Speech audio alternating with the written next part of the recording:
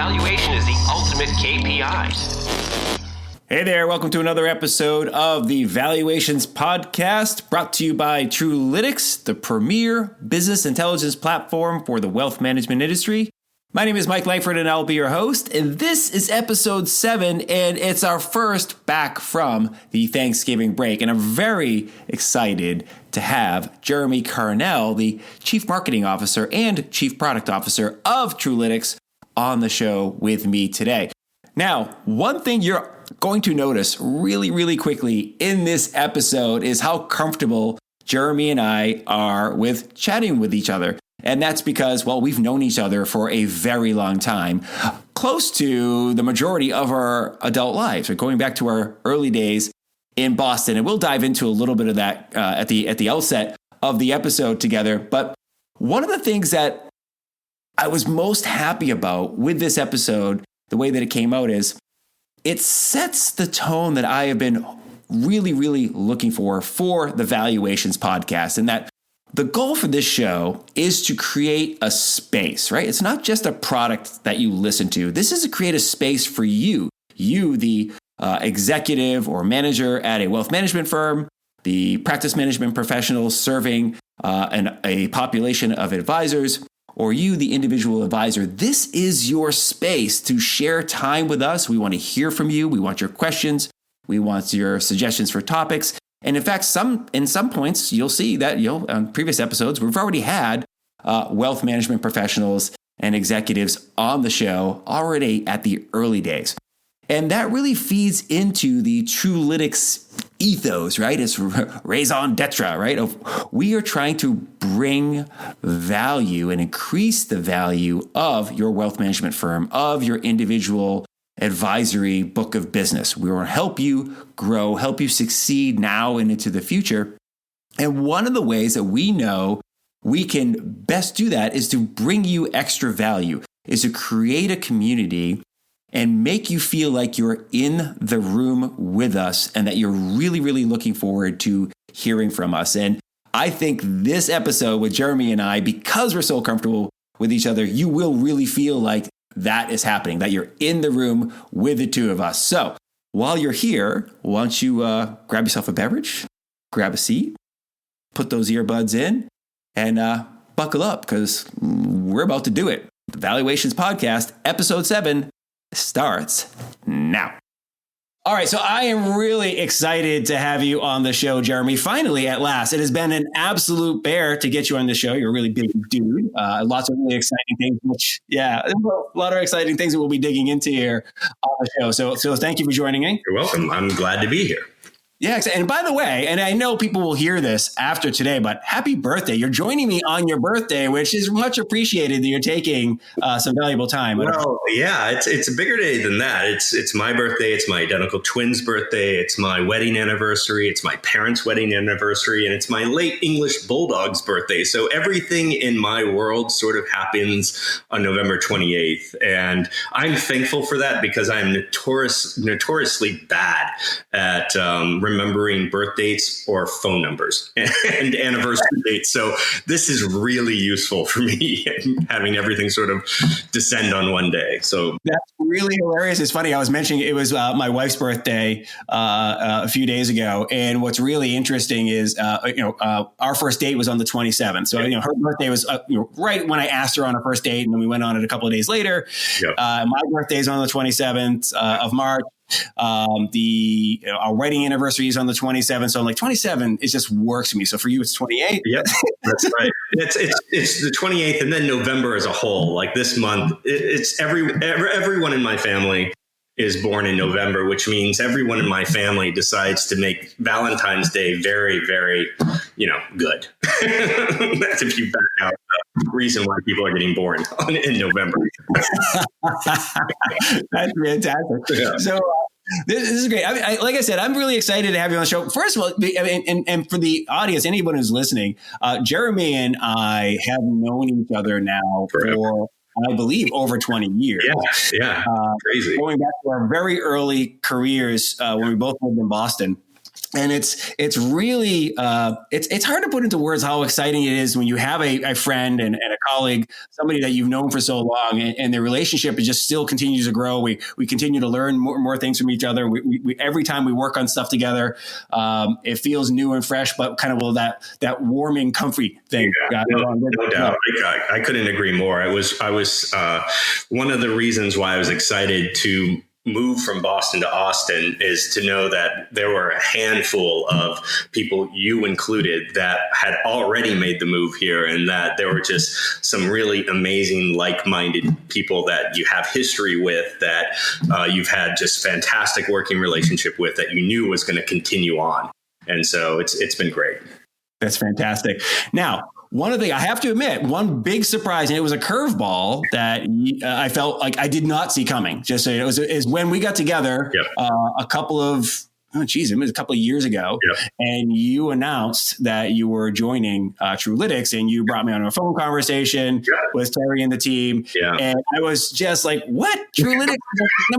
Jeremy's getting into this financial services app thing. He's coming onto my corner. What's going on here?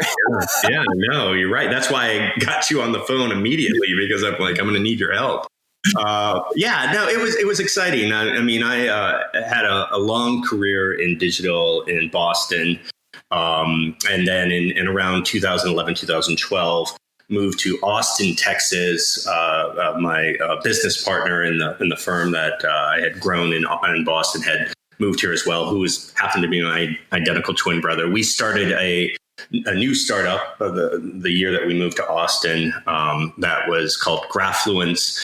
Originally called Graphluence. It was actually renamed OfferGraph, and it was an early stage multi-tenant SaaS platform that allowed brands to identify and connect and monetize relationships with key influencers and social networks. And that was IP that we commercialized out of Harvard.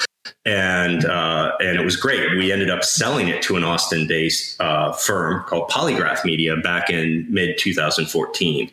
And so then after that was just involved in consulting here or there, and then was introduced to Terry. And, I sort of harkened back to the work that I was doing between 2011, 2014 in OfferGraph, and saw another opportunity to get involved with building out an application and helping, with some innovation in a specific industry. And I just jumped at it when it became available. And in fact, a backstory, Truelytics. The name Truelytics was one of the names that we had originally thought about for OfferGraph. OfferGraph was conceived when we were still living in Boston, but then we relocated it to Austin, Texas.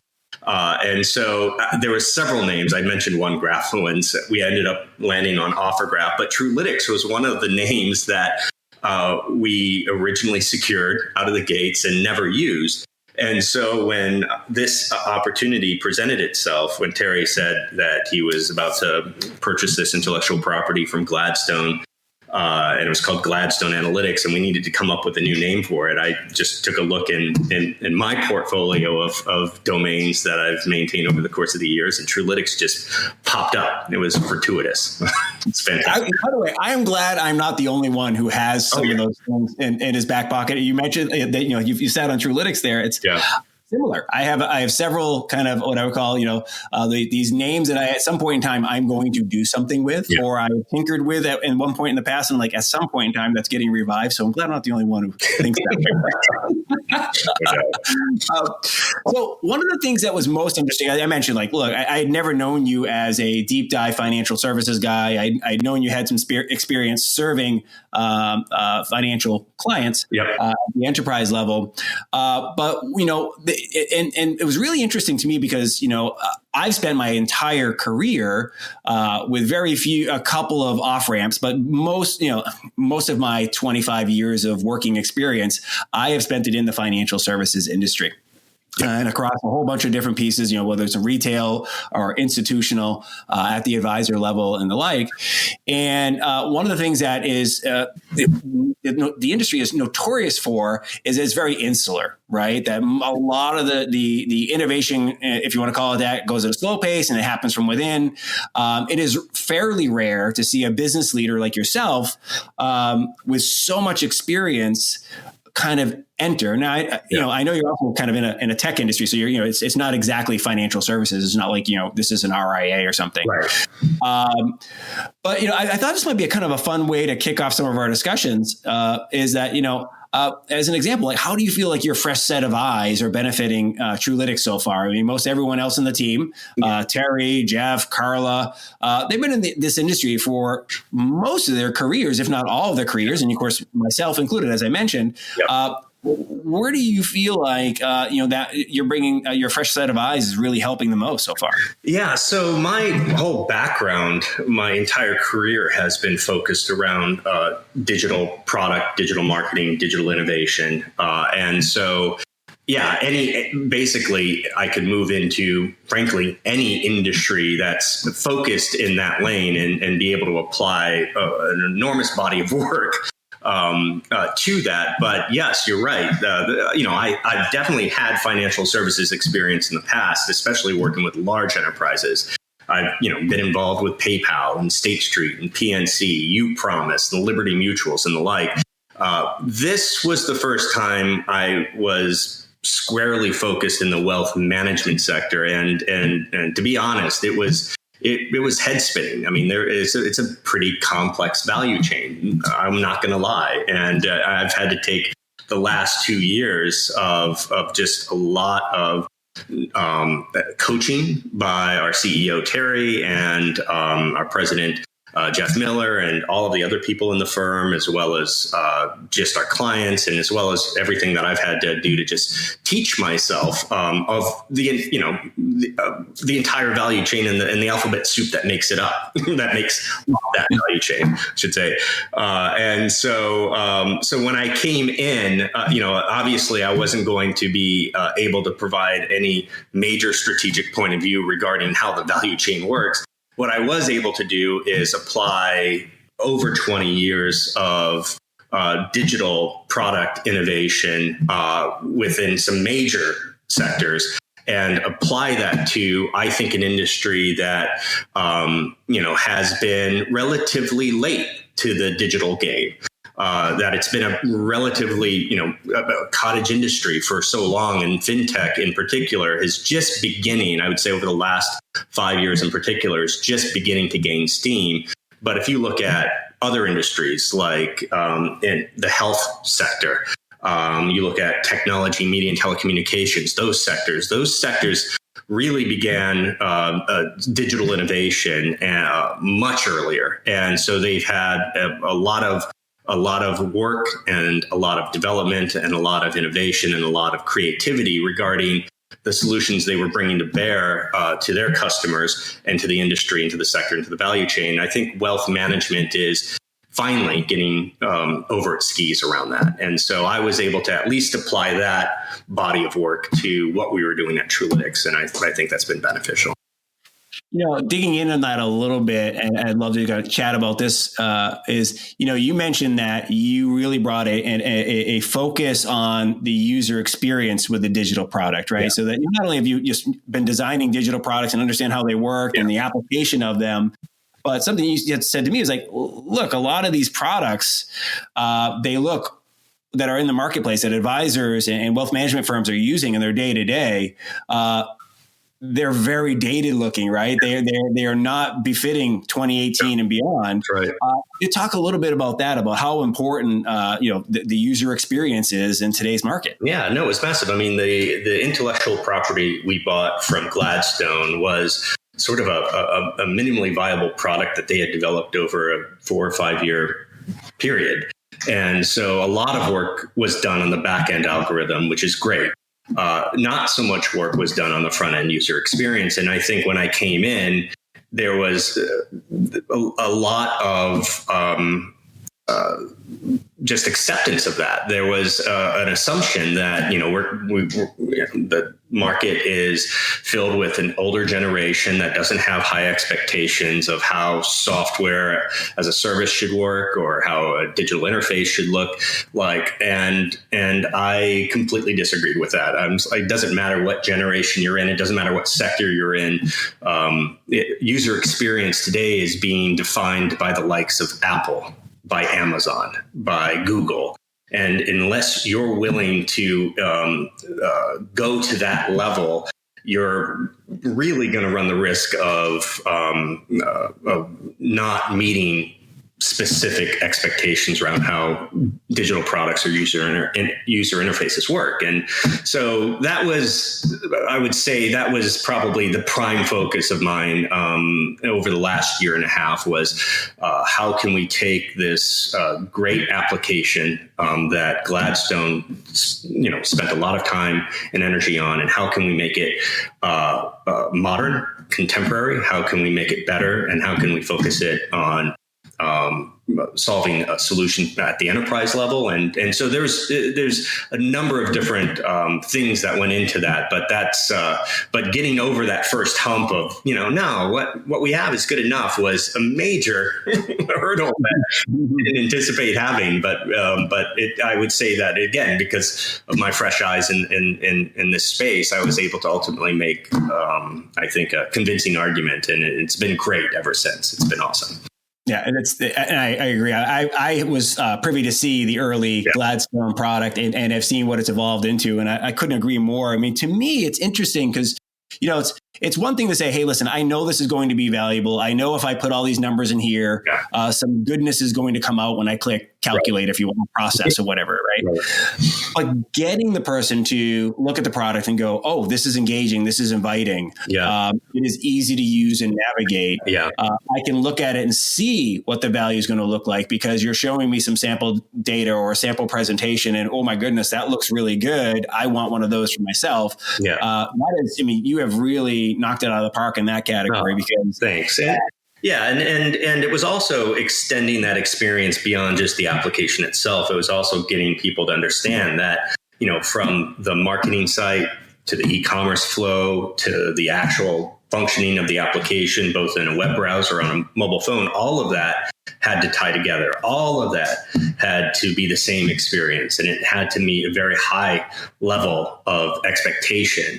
And so, when we started the company in the first year, we were literally building each of those different channels sort of separate and apart from one another. And just as we were, getting over our skis ourselves, trying to take this great technology and rebrand it and take it back to the marketplace. And so it took, I would say it took that whole first year for us to be able to sort of understand how each of those pieces were going to work together, and then how we wanted that experience to look in total. And I would say by the end of 2017, going into 2018, we knew exactly where we wanted to go.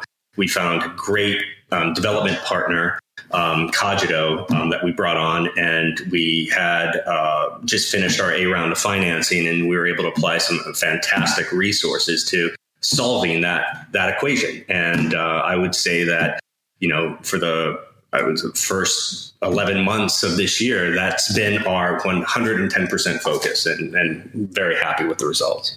Usually at this point in the podcast, we're kind of winding down. I ask whoever's on the show with me to kind of talk about the future. Like, where do they see the world headed? Where do they see the wealth management industry headed? Get out their crystal ball. But you have been, as we talk about the future and how the industry is going to change, you have really been investing heavily over the last 6 months or so in what many see as the future of the industry. You've been spending a lot of time recently at MIT in the blockchain area. And I wondered, everybody's curious about blockchain, right? If those people who are not familiar with blockchain, I'll let you give them a high level because you're the one who took the class, right?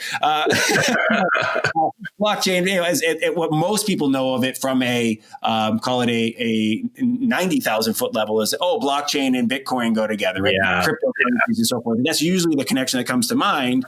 But basically, blockchain is the technology and the platform that a lot of those things like cryptocurrencies being one application of it runs on. Yeah. I thought maybe you could talk, for a minute or so about kind of what you see as a future and how blockchain is going to play a role in the future of the industry. Yeah, no, it's really important to know that there's a massive distinction between what blockchain is and obviously then the cryptocurrencies that can be created on top of the blockchain. There's a lot of people that conflate the two, and they shouldn't. Blockchain is a technology that really is an immutable ledger. And that's the way you need to think about this, is that one of the benefits of digital transformation is that it's so easy to send information any place you want. It's so cheap and inexpensive to send information anywhere you want. One of the downsides of digital transformation and those dynamics is that it's also super easy to copy information that may not be yours, to alter information that may not be yours. And so this is where blockchain, this is where the value of blockchain is really going to present itself. And this is how it's going to change many industries moving forward, is that now finally we've got a technology in the digital sphere that can take all of the benefits of digital as far as the ease of transferring information and knowledge quickly and inexpensively, but do so in a way that preserves the ownership of that information. And so that's game changing, to be able to now know that you can have something that's digital and that it can't be altered, that will always, the provenance of that information will always go back to you is very game changing to many industries.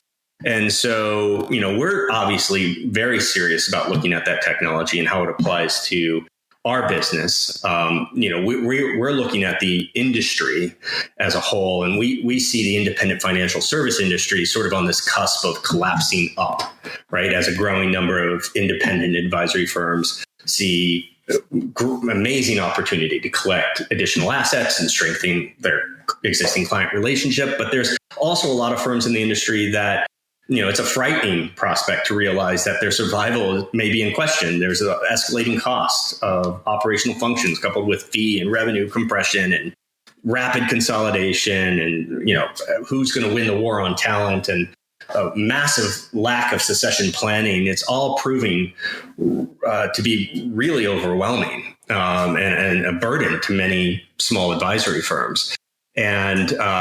And so with those dynamics in play, those are all play a massive role in the overall transition space, I should say, in the wealth management sector. That space, taking those trends, and then if you look at how generally expensive it is for recruitment, right? Internal broker dealers, recruiters, they take in high fees, right? 5 to 10% to collect a retainer. Emergency continuity documentation hovers between $500 to $2,500. Plan succession costs anywhere between $10,000 to $100,000. M&A is enormously expensive. I think a 2018 report by Forbes indicated that 2017 saw the highest accumulation of M&A advisory fees for its top 5 banks at around $10.2 billion. So it's a very expensive process. And then transition is also a timely process, right? Recruitment, minimum of 3 months to identify candidates and vet.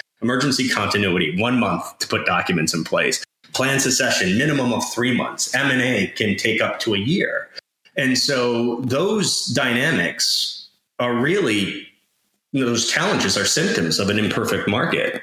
The pricing difficulties, the need for expert guidance, and high transition costs all contribute to the market's lack of efficiency and accessibility. And so what we're at Truelytics doing is envisioning a new system where all entities involved in a transition are able to independently agree to a single prime record. And we see that as the Truelytics evaluation.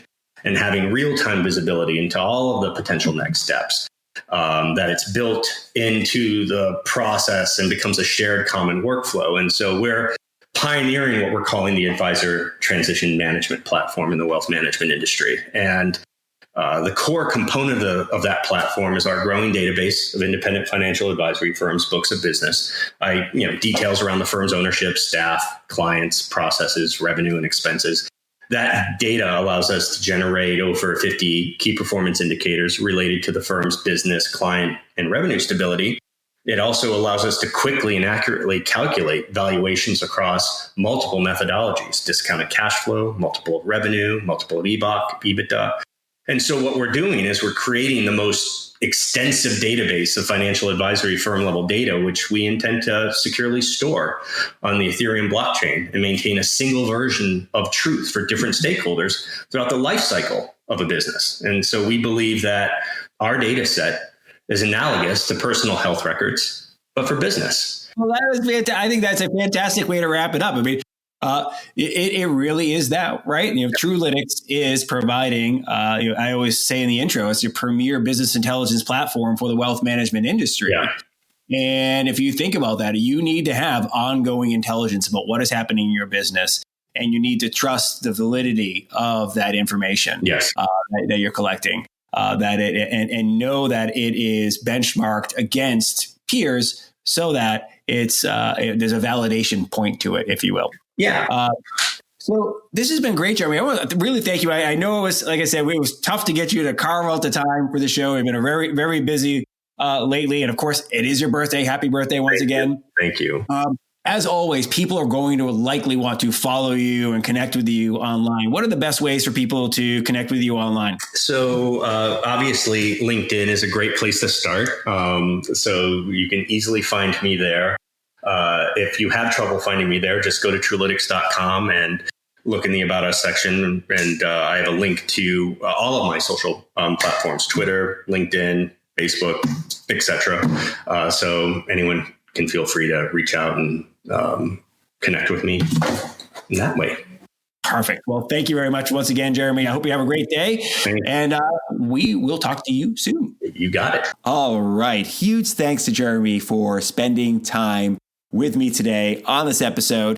And huge thanks to you for spending your time with me and Jeremy today. It's really, really nice to have you. I know it kind of sounds quaint, and we talk about, this is your space. It's your safe space. No. It's your interesting space. It is a valuable space for you to get, well, we hope, really good information to join with other members of the wealth management community in pushing your value forward. Because, this show is called Valuations for a reason. So please tell me if you're getting value out of the show. Send in your questions, send in your suggestions for topics, send in your guest suggestions to valuations@truelytics.com. You can also reach out to us via Twitter, Facebook, LinkedIn, or swing by the Truelytics website, truelytics.com, and hit us up on the Contact Us form there. You can also reach me always. I'm like at Mike Langford everywhere, and I'm always happy to chat with you and get your topics on the show.